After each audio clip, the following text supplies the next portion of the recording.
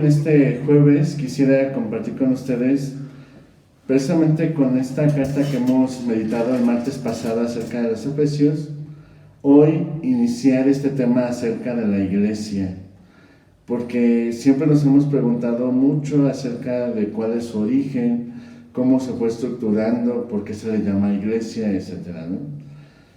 Por eso, para iniciar, quisiera hablar un poco acerca de las raíces que tiene la iglesia cuando se empezó a formar por medio del cristianismo, al aparecer el cristianismo. ¿Qué es el cristianismo? Pues es la religión en conjunto que fue fundado por Cristo Jesús, piedra angular de toda su doctrina.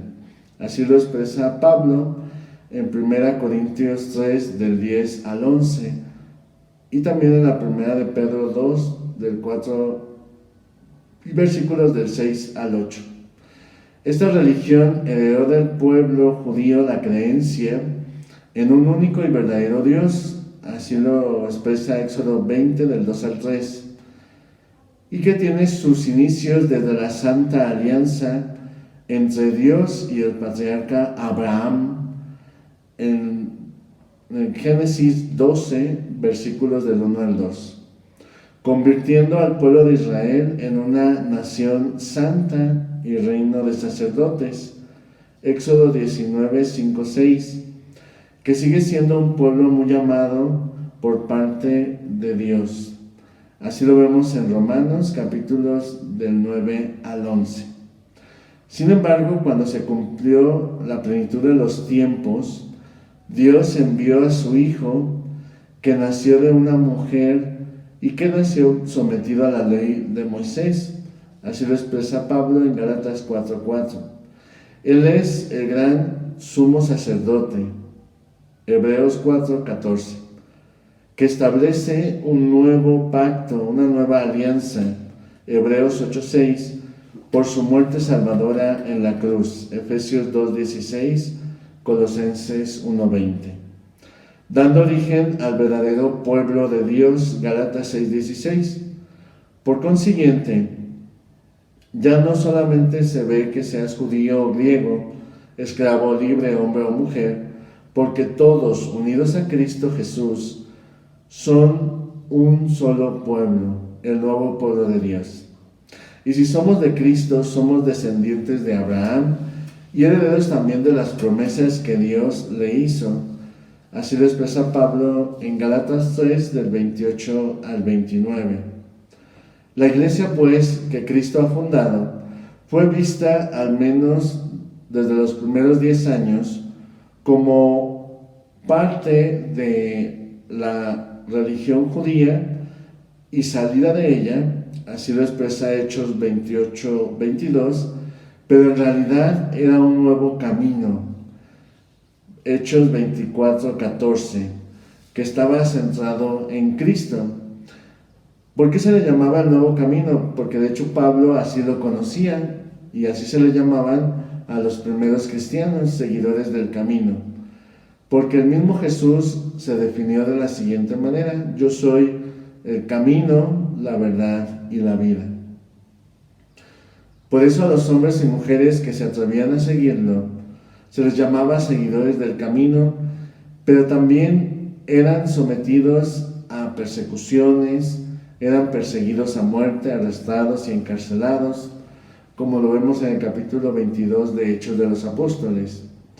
No obstante, ellos estaban unidos en un mismo amor, Colosenses 3:14, como verdaderos amigos. Tercera carta de Juan, versículo 15. Compartiendo sus bienes entre sí, Hechos 2, 44 y Hechos 4:32.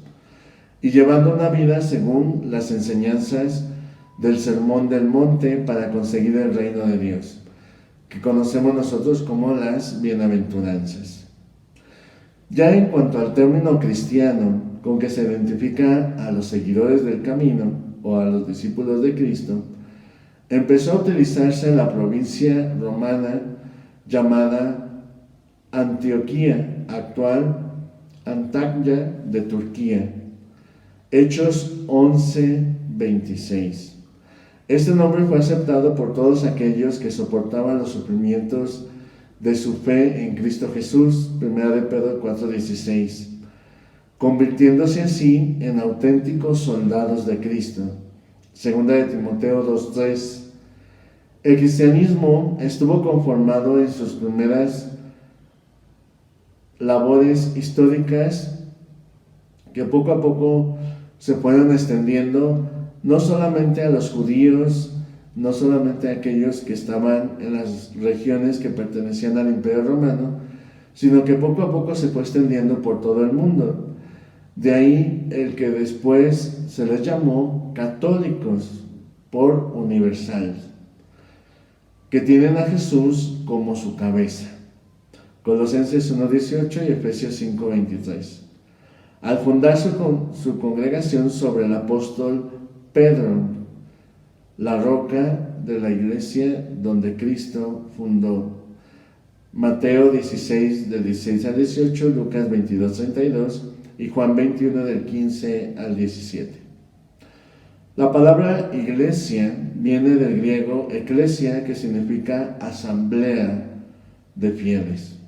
1 Corintios del 1 al 2. Y católico, que se traduce como universal. Apocalipsis 7:9. Fue utilizada por primera vez por San Ignacio de Antioquía a principios del siglo II de nuestra era, llamándole Iglesia Católica. Ella es la familia de Dios, que es la iglesia del Dios viviente, la cual sostiene y defiende la verdad revelada por Cristo y sobre todo transmitida también por los apóstoles cuando fueron enviados por en Pentecostés. 1 Timoteo 3:15. Es por eso que al ver todos estos fundamentos bíblicos de cómo se fue estructurando y apareciendo la iglesia de manera clara en la historia, podemos sobre todo ver cómo poder descubrir esta iglesia en medio de la historia y cómo ha habido también todos estos cambios a lo largo de ella. Sobre todo, muchas personas en la actualidad nos hemos preguntado acerca de por qué existen tantas iglesias hoy y por qué se les llama así. Que si todas son verdaderas, cuál es la iglesia que fundó Cristo y a qué se debe que existan todas estas ramificaciones de la iglesia. Al respecto, decía San Cipriano en el siglo III que nadie puede tener a Dios por padre si no tiene a la iglesia católica por madre. Es decir, no podemos separar nuestra fe en Dios de nuestra adhesión a la iglesia. Por esta razón, los católicos afirmamos que nuestra iglesia no fue fundada por un hombre, sino por el mismo Hijo de Dios hecho hombre, que tiene su fundamento en la fe que manifestó Pedro, en esa fe firme manifestada en Mateo 7, del 24 al 25. Y por lo tanto, nadie puede construir otro cimiento sobre el que ya está puesto, que es Cristo Jesús.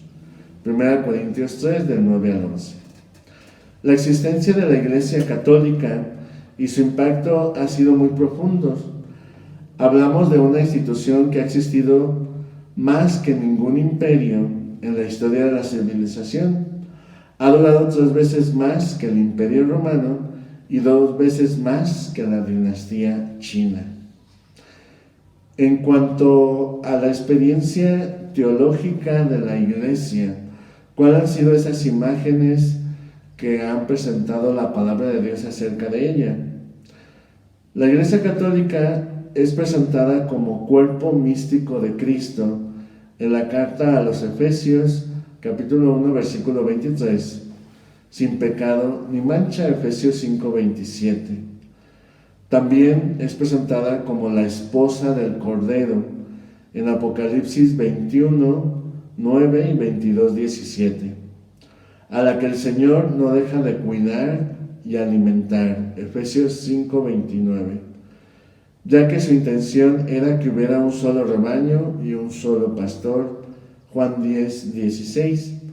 donde Él, que es el gran pastor de las ovejas, Hebreos 13:20, llamado también el buen pastor, Juan 10:11, que vela permanentemente por ellas, Primera de Pedro 2:25. Para cumplir esta santa labor, el Hijo de Dios escogió a 12 apóstoles. Sabemos que la palabra apóstol es enviado. En Mateo 10, versículos del 2 al 4, y Juan 20, versículo 21, dándoles plena autoridad para gobernar y guiar a la iglesia, en representación y poniendo como cabeza visible de esta iglesia al apóstol Pedro, la roca firme. Mateo 16, 19, 18, 18, 19, 28 y Efesios 2:20, con 5 grandes misiones. ¿Cuáles son estas misiones que podemos rescatar de la palabra de Dios que Jesús le confió a la iglesia? La primera de ellas es predicar el Evangelio. Mateo 28:20, acompañados de la oración. Hechos 6:4, administrar los sacramentos, como nos dice también Mateo 28:19, Marcos 16, del 15 al 16. Celebrar la Eucaristía como memorial suyo, Lucas 22:19. En su nombre perdonar los pecados, Juan 20:23, Lucas 24:47. Y realizar señales milagrosas en su nombre, Mateo 10:1, Marcos 16, del 17 al 18. Como Pedro, que curaba con su sombra, Hechos 5:15, y Pablo con su ropa, Hechos 19:11 al 12. Del mismo modo, Dios, antes de poder llamar y ascender a Jesús al cielo, les promete a sus amigos enviarles la ayuda divina del Espíritu Santo, que les hará recordar todo lo que Él les ha dicho en Juan 14:26 y 16:13, haciéndose visible y presente en la fiesta de Pentecostés, Hechos 2, del 1 al 4 y versículo 33. Y muchas otras veces con la colaboración de los ángeles del cielo, Hechos 5, del 17 al 20, 8:26, 10, del 3 al 8, versículo 22, 12, del 7 al 11 y 27, del 23 al 24. Podemos decir que todas estas tareas se resumen en 3 principalmente: anunciar la palabra de Dios, administrar los sacramentos y con ello producir frutos de santidad en toda la iglesia.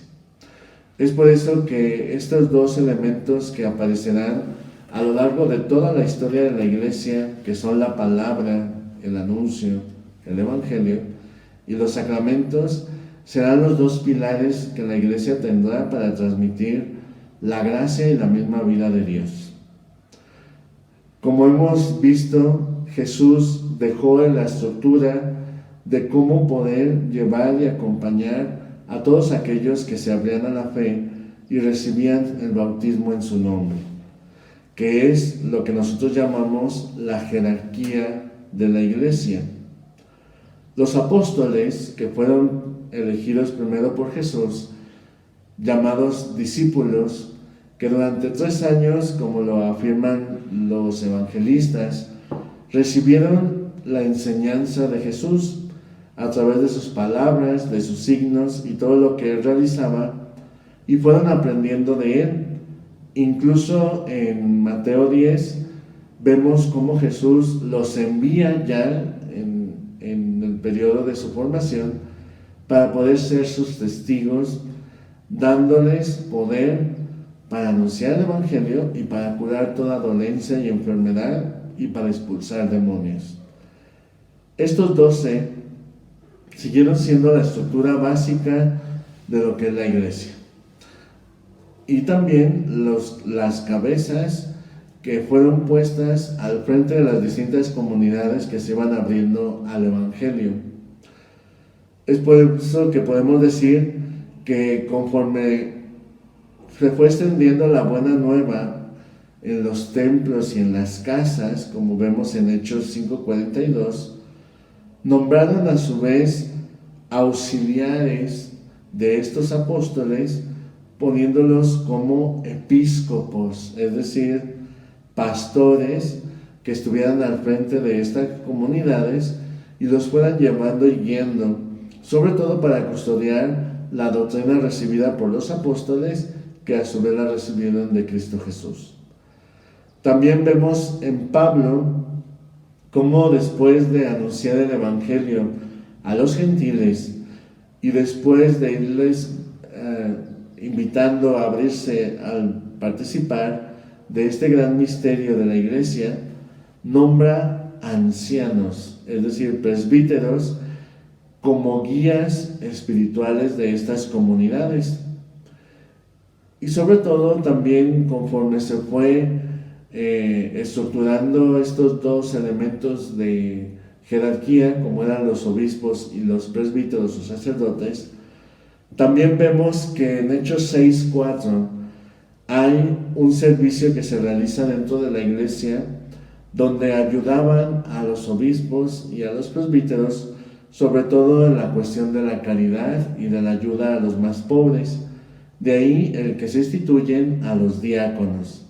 Precisamente la palabra diácono se traduce como servidor. Por medio también de la oración, el ayuno y la imposición de manos. Estos tres elementos aparecerán cada vez que son nombrados obispos, presbíteros o sacerdotes y diáconos, y que en la actualidad sigue siendo los elementos necesarios para que existan estas cabezas en la iglesia. Así lo vemos en Hechos 13:3, 14:23 y 1 Timoteo 4:14 y 2 Timoteo 1:6. Este rito sagrado que se ha mantenido hasta nuestros días en la jerarquía eclesiástica católica sigue siendo un medio por el cual se nombran obispos o se consagran obispos, sacerdotes y diáconos, para que cada uno sean esos cabezas y auxiliares en la guía y acompañamiento de las diferentes fieles y comunidades que existen en la iglesia. Prueba de ello es que al momento de faltar Judas Iscariote, se nombra a Matías por medio de los 11 apóstoles para que ocupara ese lugar. Así lo vemos en Hechos 1 del 15 al 26. ¿Por qué por qué era importante el número 12? O que se completara este número 12. Porque como sabemos, el pueblo que fue elegido por Dios para que fuera entre todos los pueblos el instrumento a través del cual llegara todo el mundo, que era el pueblo judío, estaba formado por 12 tribus, los 12 hijos de Jacob, ¿no? Que después se convirtió en Israel. Por eso, al ser el nuevo pueblo de Dios, era necesario que fueran 12 los que formaran las cabezas del nuevo pueblo de Dios. De ahí la elección de este Matías a formar parte de los apóstoles, que fue ya elegido después de la ascensión de Jesús a los cielos y antes de Pentecostés. Al igual que el nombramiento de Pablo llama y nombra episcopos como a Timoteo y Tito, que pone enfrente de las diferentes iglesias. Por ejemplo, a Tito lo nombra obispo en Creta, a Timoteo en Éfeso y Bernabé en Asia Menor, para que cuidaran a la iglesia o al rebaño de Dios. Así lo vemos en Hechos 20:28 y Hebreos 13 del 7 al 17. Y se dedicarán sobre todo a dos elementos importantes: la predicación de la palabra de Dios y la enseñanza. Así lo expresa 1 Timoteo 5:17.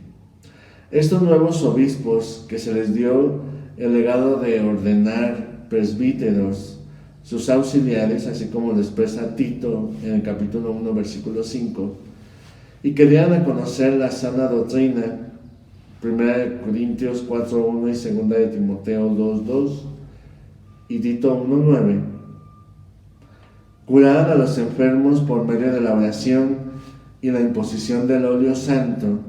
Así lo vemos en Santiago 5.14, Marcos 6.13. También por solicitud de los apóstoles, la comunidad de Jerusalén nombró 7 diáconos que se encargaran del cuidado material de los fieles, Hechos 6 del 2 al 6.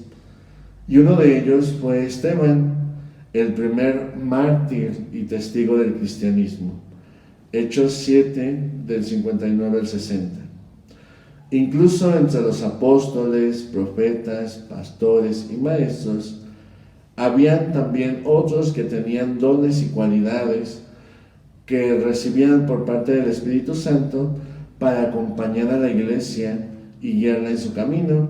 Hechos 13.1, Romanos 12 del 6 al 8, 1 Corintios 12, 27, 31 y Efesios 4.11.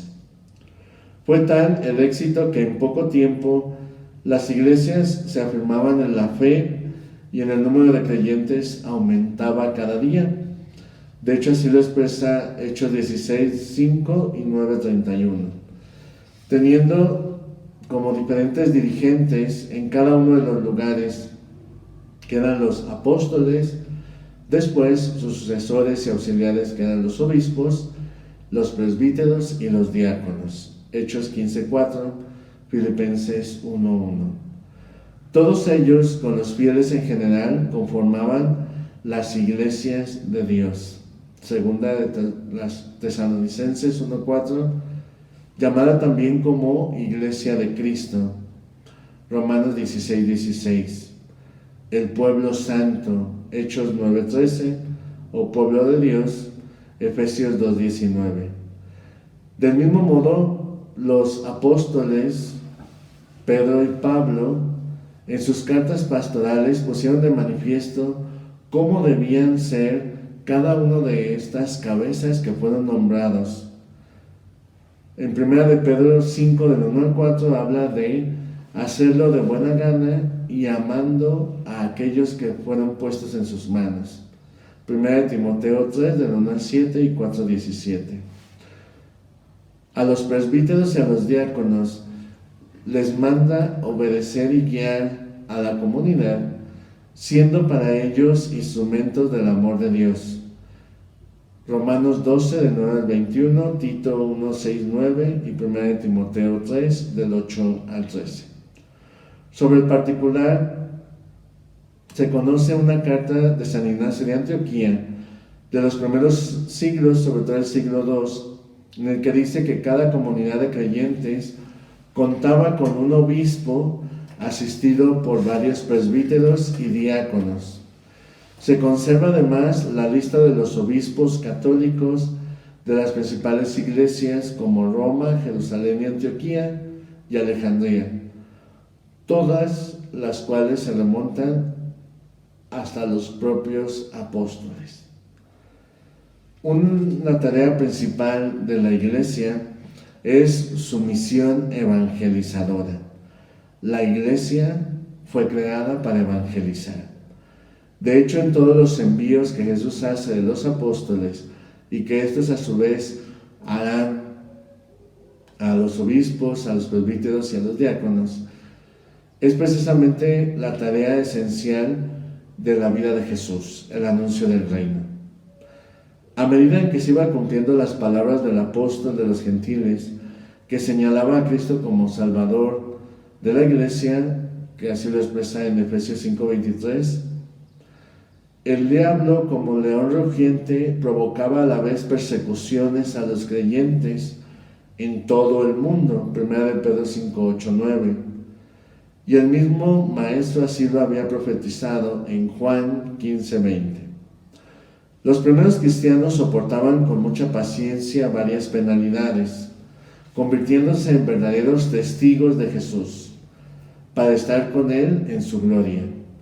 En este punto, nuestra iglesia siempre ha tenido claro que la misión es poder manifestar de manera clara la palabra de Dios para poder así alcanzar la salvación de todos. Hay que reconocer que la Iglesia de Cristo en su parte humana se ha cumplido la parábola de la cizaña y el trigo. Sabemos que a lo largo de toda la historia siempre ha habido luces y sombras en la Iglesia. No obstante, dice la promesa de Cristo, ni el infierno no podrá vencerla, pues el Mesías siempre estará con los suyos, y según la sentencia del maestro Gamaliel, es una obra de Dios que no podrá ser destruida, y por lo cual requiere de la íntima unión de todos nosotros que somos la Iglesia con Cristo Jesús. Efesios 3:21. De ahí el que agradezcamos al Señor este gran instrumento que nos ha dejado, que es la Iglesia, aprendamos de la enseñanza que de ella recibimos, para que así podamos alcanzar las promesas que de Dios hemos recibido. Que pasen buenas tardes.